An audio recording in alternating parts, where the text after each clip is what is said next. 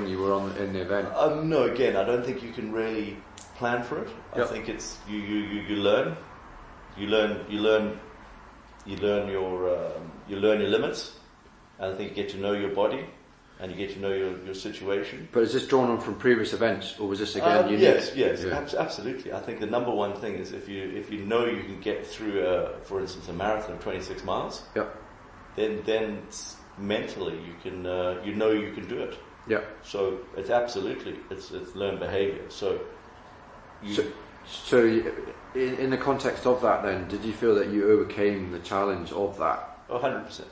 Okay. 100%. And without question, if I hadn't done marathons before, I would not have been able to get through that marathon. Okay. Or if I did, I would have been in a far, far slower time, or whatever. The performance would have dropped by an hour, half an hour. So how far were you off your PB? Your target time? Target time, I was about 18 minutes off the target time. Okay. The target time was 3:20 if I was feeling reasonable. Yeah. And 3:40 if I was having a disaster. That's kind of where when I look at the marathon, between 3:20 and 3:40. 3:40 being a bad day at the office. Yeah. So how much did this deplete your mental and physical strength and overall well-being? Hugely. Absolutely massively. And can you sort of expand on that in terms of what that meant? I was, mentally, physically I was shattered when I finished it. Yeah. And mentally I was pretty drained, although finishing once you've finished, you kind of recover almost within 5-10 minutes. Mentally you're better because you've finished. So I would say that there's no real hangover mentally. Yeah. Because you're through it. Yeah. The effort's finished. The disaster's over. So I say physically shattered and mentally quite euphoric. You start to, you quite. Even if you've had a bad performance, you've got through it. Yep. So how long would you say it's taken to you to recover post-event, both on a physical and mental perspective? Physically, I would say at least a month. Okay. You still feel a little drained, a little bit more tired, a little listless in the body, and it's just really getting that bounciness back to want to go and exercise and things. So I think there's definitely a lack of energy. I think it's been the marathon was on the 23rd or 23rd. Whenever it was that last weekend in 25th. About 3 weeks. I'd say it's about 4 weeks. Okay. What about mentally? Yeah. Mentally, I'd say, I'm not. I don't think mentally. I think I'm a little. No, I'd say mentally I'm fine. Maybe a little despondent. Yeah. But that may be other factors involved. And what do you think those are? I think it could be a recognition of limits with the body and age and. Where not getting any younger. Not getting any younger, and maybe the injuries have taken their toll. Perhaps not that impressed that I didn't do a little bit more training. Mm-hmm. So maybe a bit of a self-flagellation kind of thing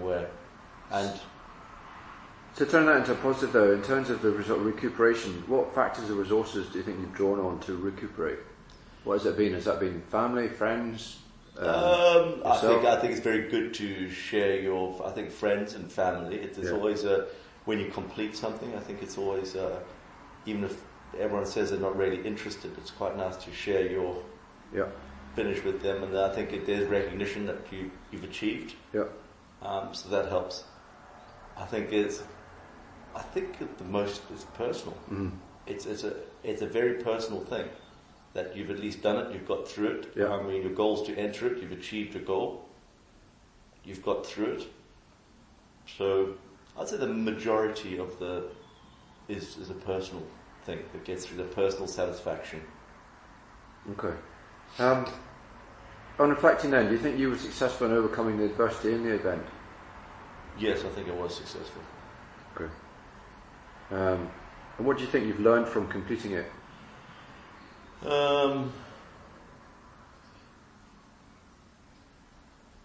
Got to train a little bit. Got to go back to a more religious training setup. Got to be more formalized in training. Yeah. Got to complete a full training. I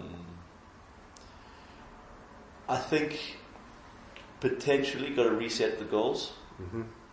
Got to decide what realistic goals are. Mm-hmm. There's no point trying to kill myself anymore, I think, with these events.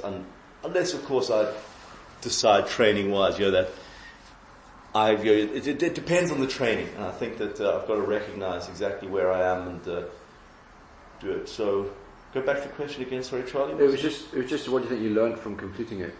Not to do the Edinburgh Marathon again would be a... That's a crap marathon. Yeah, you get sick of it, don't you? Oh yeah, just I wish it was better actually. No. But it's not a nice event. I'd rather have suffered on a mountain somewhere. Yeah. What have I learned from it? Take away. What have I learned?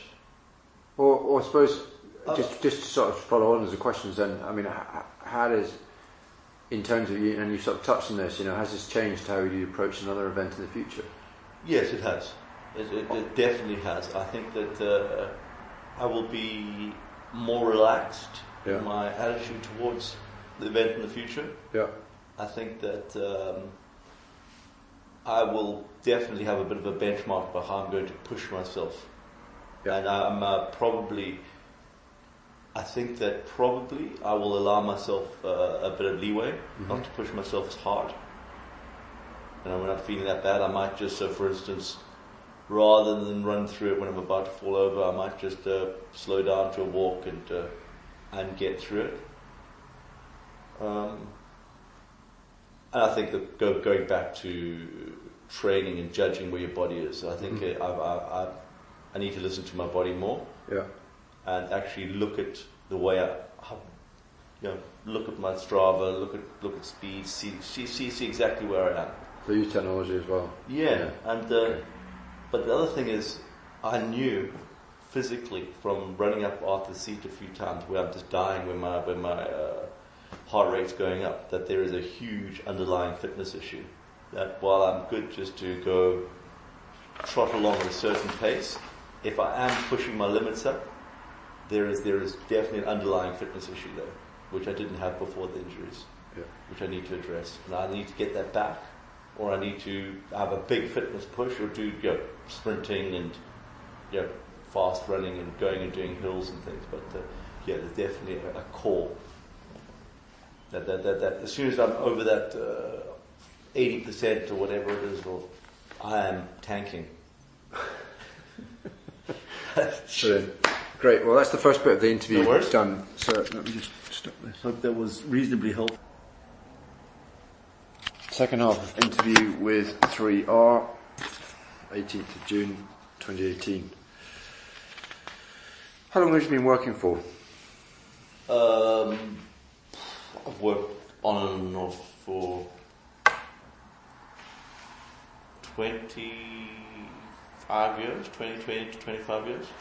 And what do you do as a profession? I am an entrepreneur, I'd say, with a focus on hospitality. What do you like about what you do? I am my own boss. I make my own decisions. Mm-hmm. I run my own businesses. I create. What else? I like about my business. I make money. Okay. So what would you say was your most proudest achievement to date? What are you most proud of that you've done thus far in your business career? I'm most proud of? Tough question. What's giving you the best satisfaction? What's giving me the most satisfaction?